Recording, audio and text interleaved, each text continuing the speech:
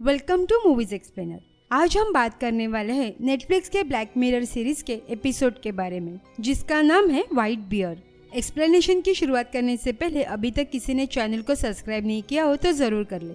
साथ ही notification bell पर जरूर क्लिक करना ताकि आप ऐसे इंटरेस्टिंग वीडियो मिस ना कर पाए। So let's start the movie. कहानी के स्टार्टिंग में हम एक लेडी को देखते हैं जो चेयर पे बैठी थी और उसके सर में बहुत ज्यादा पेन हो रहा था। उसके रिस्ट पे बैंडेजेस थे। इस लेडी का नाम विक्टोरिया है और नीचे फ्लोर्स पे पिल्स पड़ी थी। देखने पर ऐसा लगता है जैसे उसने अपनी जान देने की कोशिश की होगी। उसे अपने बारे में कुछ भी याद नहीं आ रहा था, तो वो पूरे घर में कंफ्यूज हालत में घूमने लगती है। टीवी पर एक साइन शो कर रहा था, तो वो टीवी बंद करके नीचे आई, पर नीचे जो टीवी था उस पर भी वही साइन दिखाई दे रहा था। तो वो पूरे घर को चेक करने लगती है कि शायद उसे कोई क्लू मिले जिससे वो जान सके कि वो असल में कौन है। उसे एक फोटो फ्रेम मिलती है जिसमें उसके साथ एक लड़का था। वो सोचती है कि शायद वो उसका हस्बैंड हो सकता है और साइड में एक छोटी बच्ची की फोटो थी। तभी उसे उस लड़की को लेकर कुछ फ्लैशबैक याद आते हैं, तो उसे लगा कि उसकी बेटी हो सकती है। तो वो अपने फैमिली को घर में ना पाकर उन्हें ढूंढने बाहर आती है। बाहर जाने पर विक्टोरिया ने नोटिस किया कि उसके नेबर अपने फोन से उसे रिकॉर्ड कर रहे हैं। तो वो उनसे बात करके मदद मांगने की कोशिश करती है, लेकिन ना तो वो उसे रिस्पॉन्ड कर रहे थे और ना ही उसकी मदद, बस कंटिन्यूअसली उसे रिकॉर्ड कर रहे थे। विक्टोरिया कुछ भी समझ नहीं पा रही थी। तभी उसे एक लड़की दिखाई देती है जो विक्टोरिया की फोटो क्लिक कर रही थी। तो वो उसके तरफ भागती है, लेकिन वो लड़की उससे बचकर निकल जाती है। तभी एक गाड़ी आकर रुकती है जिसमें से एक बंदा उतरता है। हम देखते हैं उसने जो मास्क पहना था उस पर बिल्कुल वही निशान था जो हमने विक्टोरिया के घर पे टीवी पे देखा था। वो अपनी गाड़ी से गन निकालकर उस पर निशाना लगाता है। विक्टोरिया अपनी जान बचाने के लिए भागती है। रोड पर आने पर वो वहाँ खड़े लोगों को उसकी मदद करने को कहती है, लेकिन उन्हें जैसे कोई फर्क ही नहीं पड़ रहा था। वो बिना उसकी बात सुने बस उसे रिकॉर्ड कर रहे थे। उनके चेहरे पर विक्टोरिया के लिए कोई सिंपैथी नहीं थी। वहाँ से भागते हुए उसे एक लड़की दिखती है जो अपने कार में फ्यूल भर रही थी। इस लड़की का नाम जेम होता है। वो जैसे ही विक्टोरिया को देख लेती है, वो अपने फ्रेंड को आवाज देकर उस मास्कमैन से छुपने लगती है। वो मास्कमैन इन तीनों पे गोलियां चलाने लगा। जैसे ही वो मास्कमैन अपनी गन रिलोड करने में बिजी हो गया, जेम विक्टोरिया को लेकर एक दुकान में जाती है। जेम के दोस्त का नाम डिमिन था। स्टोर के अंदर आके जेम और डिमिन डोर ब्लॉक करते हैं। विक्टोरिया ये देख हैरान थी कि डेलाइट पर उन पर एक इंसान गोलियां चला रहा है और कोई भी उनकी हेल्प नहीं कर रहा, बस सब अपने मोबाइल में रिकॉर्ड कर रहे थे। तभी जेम एक प्लान बनाती है। वो डेमिन और विक्टोरिया को उस मार्क्समैन को होल्ड करने को कहकर खुद बैक डोर ओपन करने जाती है। डिमिन को डर लग रहा था, पर और कोई ऑप्शन था नहीं उसके पास। तभी मैक्समैन ने स्टोर में एंटर किया तो डेमिन उसे रोकता है। फॉर्चुनेटली टाइम रहते जेम ने बैक डोर ओपन किया तो विक्टोरिया के साथ वो वहाँ से निकल गई। अंदर डेमिन अकेला था उस मास्कमैन के साथ, जिसे मास्कमैन शूट कर देता है। स्टोर से अपनी गन को लोड करते हुए मास्कमैन बाहर आता है और बाकी लोग डेमिन के डेड बॉडी को ऐसे रिकॉर्ड कर रहे थे जैसे उन्हें कुछ फर्क ही नहीं पड़ रहा था। यहाँ जेम और विक्टोरिया अपनी जान बचाने के लिए भाग रहे थे कि तभी वहाँ एक कार आती है जिसमें से दो मास्कमैन बाहर आए, लेकिन इनके मास्क कुछ डिफरेंट है। ये लोग इन्हें मारना चाहते हैं। तभी मौका पाकर वो दोनों भागकर एक घर में जाते हैं। घर में आकर विक्टोरिया जेम से पूछती है कि सब लोग ऐसे वियर्ड बिहेव क्यों कर रहे हैं। तभी जेम ने कहा कि कोई एक साइन जो कंप्यूटर से लेके टीवी मोबाइल पर फ्लैश हो रहा था और जिससे ऑलमोस्ट सारे लोग हिप्नोटाइज हो गए और वो सब लोग सेंसलेस होके रिकॉर्ड कर रहे हैं। ये सब लोग हंटर्स है। उन साइन का असर जिन लोगों पे नहीं हुआ, बस उन्हें ये हंटर्स मारना चाहते हैं। जेम अपना प्लान विक्टोरिया को बताती है। वो टीवी ट्रांसमीटर को डिस्ट्रॉय कर देगी तो ये सिग्नल्स आने भी बंद हो जाएंगे और इसी वजह से बाकी सारे लोग भी अपने सेंस में लौट आएंगे। जेम ने आगे कहा कि टीवी ट्रांसमीटर जहाँ लोकेटेड है उस प्लेस का नाम व्हाइट बियर है। व्हाइट बियर ये नाम सुनकर विक्टोरिया की मेमोरी ट्रिगर्ड होती है। उसमें वो खुद को अपनी बेटी के साथ देखती है। बाहर खड़े होकर दो लोग इन्हें रिकॉर्ड कर रहे थे। ये देख विक्टोरिया उन पर चिल्लाती है तो वो दोनों अपने फोन वही छोड़ भाग जाते हैं। विक्टोरिया फोन उठाकर चेक करने गई, तभी जेम ने आकर उसे रोक दिया।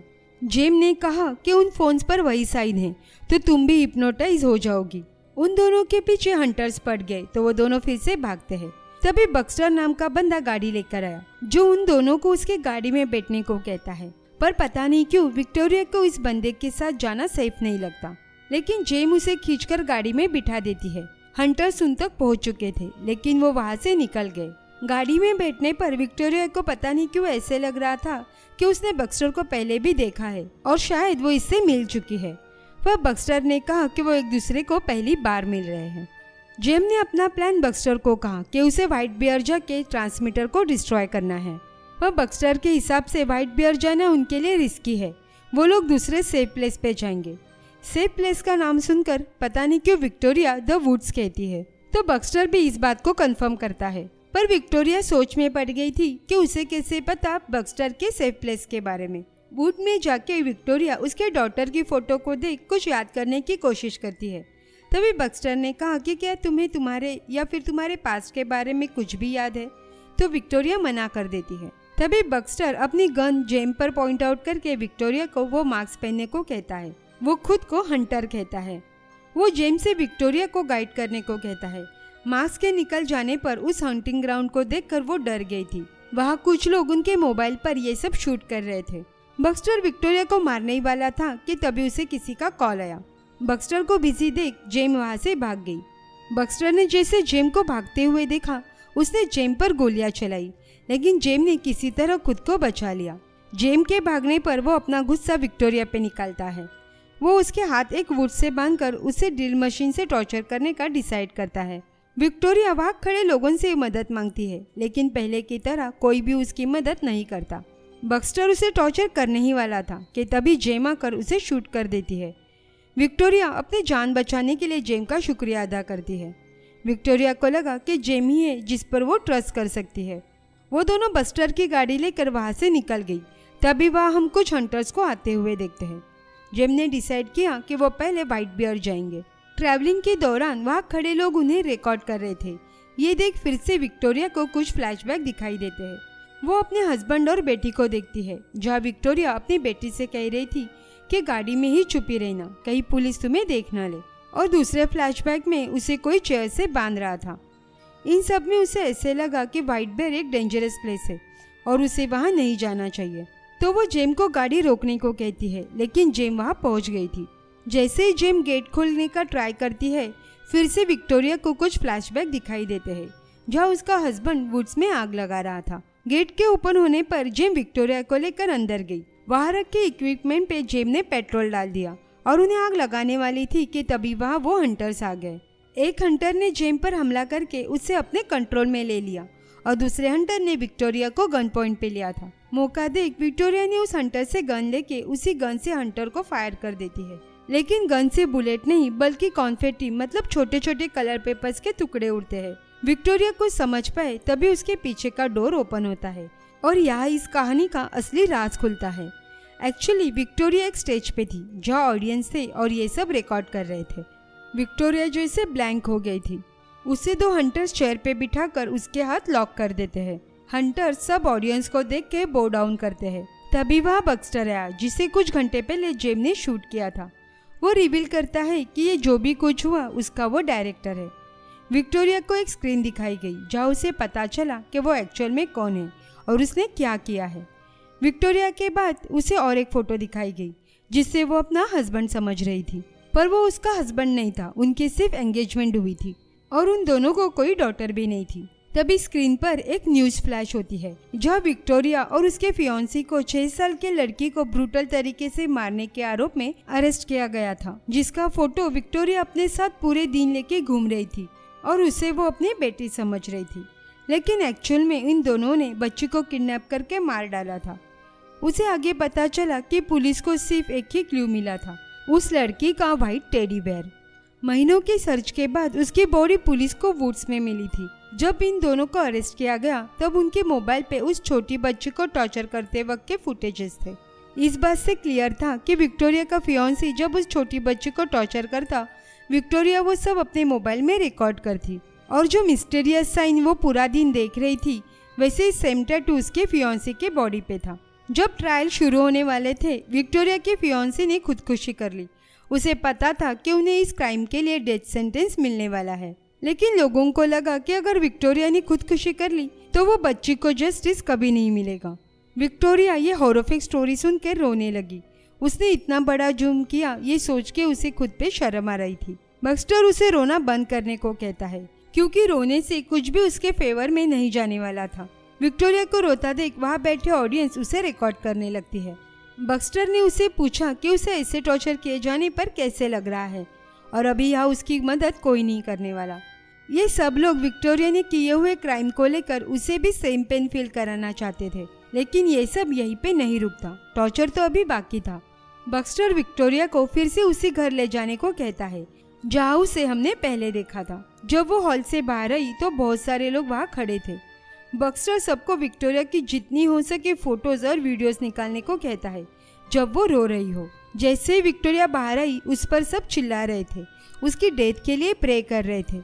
सब उसे इविल, विच और मर्डरर कहते हैं। विक्टोरिया बस सब ये जल्दी से एंड हो जाए इसके लिए प्रार्थना कर रही थी, लेकिन लगता है उसकी प्रार्थना भगवान नहीं सुनने वाले थे। विक्टोरिया को उसी घर लाया गया जहाँ बक्स्टर सेम सीन क्रिएट करता है। विक्टोरिया जो इतनी देर से खुद को बचाने के लिए भाग रही थी, वो अब बक्स्टर को उसे मारने को कह रही थी, लेकिन बक्स्टर को उसे और सफ़र करवाना था। विक्टोरिया को वो इतनी आसान मौत नहीं देना चाहता था। बक्स्टर विक्टोरिया के हेड पे इलेक्ट्रोड लगा के उसकी आज के मेमोरी वाइप आउट कर देता है ताकि वो जब नेक्स्ट मॉर्निंग उठे उसे कुछ भी याद ना हो और ये लोग फिर से उसे टॉर्चर कर सके। विक्टोरिया को बिल्कुल भी आइडिया नहीं था कि ये सब उसके साथ कब से चल रहा है। हम विक्टोरिया की चीखें सुनते हैं और बक्स्टर कैलेंडर पे क्रॉस मार्क्स लगाता है। बक्स्टर के असिस्टेंट कल के परफॉर्मेंस के लिए सेटअप करते हैं। यह बक्स्टर सारे एक्टर्स और लोगों को उनके परफॉर्मेंस के लिए ब्रीफ करता है। जो लोग रिकॉर्ड करते हैं उन्हें कुछ रूल फॉलो करने होंगे। वो एक दूसरे से बात नहीं कर सकते और उन्हें वो लोग उस साइन की वजह से हिप्नोटाइज है ऐसे एक्ट करना होगा और कोई भी विक्टोरिया के पास नहीं जाएगा क्योंकि वो कितनी खतरनाक है ये सब जानते हैं। और तीसरा और सबसे इम्पोर्टेंट रूल, उन्हें विक्टोरिया को किए जाने वाले टॉर्चर को रिकॉर्ड करते वक्त एंजॉय करना होगा। नेक्स्ट डे हम विक्टोरिया को देखते हैं जहाँ फिर से एक बार उसी कंफ्यूजन के साथ उसका दिन शुरू होता है। हर जगह कैमरा सेट था और सारे लोग मजा ले रहे थे। सब लोग उन्हें जैसे कहा गया था वैसे ही एक्ट कर रहे थे। यहाँ जेम और डेमिन अपने पार्ट ऑफ एक्ट के लिए रेडी थे और बक्स्टर भी अपने हंटर गेटअप में विक्टोरिया को फिर से एक बार टॉर्चर करने को तैयार है। सेम कल जैसे इस सब प्लान के हिसाब से होता है। ये सब उसके साथ कल भी होने वाला था। ये कहानी यहीं पर एंड होती है, मगर विक्टोरिया का टॉर्चर नहीं। पता नहीं ये सब और कितने दिनों तक चलेगा। सो आपको ये मूवी कैसी लगी कमेंट करके ज़रूर बताना। एंड अभी तक किसी ने चैनल को सब्सक्राइब नहीं किया हो तो प्लीज़ सब्सक्राइब कर दीजिए। ये हमें और वीडियो बनाने के लिए मोटिवेट करता है। मिलते हैं नेक्स्ट वीडियो में। Thanks for watching.